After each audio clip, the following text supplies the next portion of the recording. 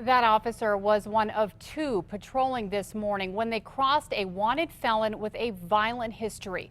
It wasn't too long before shots were fired and one officer and the suspect were dead. News 13's Cheyenne Cope has been following the developments all day from Alamogordo. Cheyenne. Kim, the scene is still taped off as state police continue to investigate this shooting.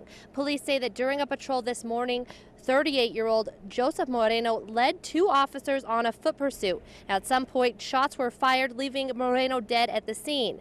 33-year-old Alamogordo police officer Clint Corvinus was shot. He was taken to the hospital where he died. During a press conference today, the police chief said there are people who they believe are associated with Moreno threatening police. The presence of tactical teams, to include police helicopters, were requested following a direct threat that was made to law enforcement by known associates of the suspect. Now, we spoke with the family members of Moreno who tell us that one thing that they wanted to say is how sorry they are for the officer's family. Police say that although they are all trying to cope with this, they will continue to serve the citizens of Alamogordo. Citizens of Alamogordo and Otero County will not see a lapse in police services. Local surrounding agencies will be taking calls for service while the Alamogordo Police Department and our community grieve the loss of our officer.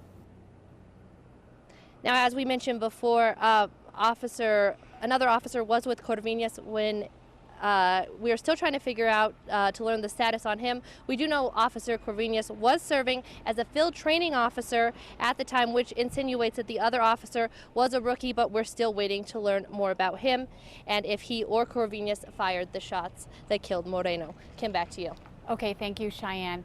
Now, Officer Corvinus was a 4.5-year veteran of the Alamogordo Police Department. He graduated from Alamogordo High School, leaves behind an 8-year-old daughter, his parents, and a girlfriend. As you can see, there is a growing memorial of flowers, candles, and stuffed animals outside the Alamogordo Police Department. The officer's death has really hit this community hard.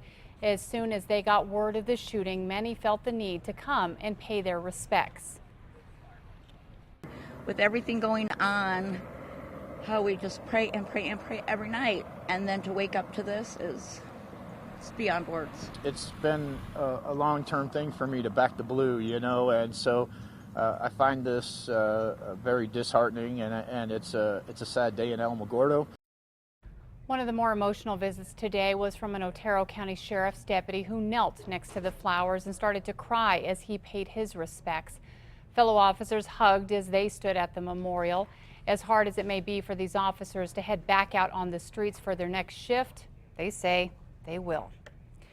The suspect has a long criminal history and has been in and out of jail since at least 2001.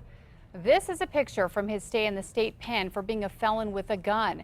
Joe Moreno was locked up for a little more than a year for that, then violated probation and went back in. In the years since, his appearance has changed quite a bit. He's continued to rack up a lot of new charges, most of them drug charges. He's also been arrested for burglary, attempt to commit a violent felony, conspiracy, robbery, and escape. Alamogordo police say there were 3 active warrants for his arrest. This is the second New Mexico police officer to be killed in the line of duty in the last month. Governor Martinez reacted today saying, "I'm again so very saddened to see another courageous law enforcement officer killed in the line of duty. I ask New Mexicans to keep this brave officer's family and friends in their thoughts and prayers. The violence against our police officers has to end, and we must do everything we can to stand up for those who put their lives on the line every single day to protect us."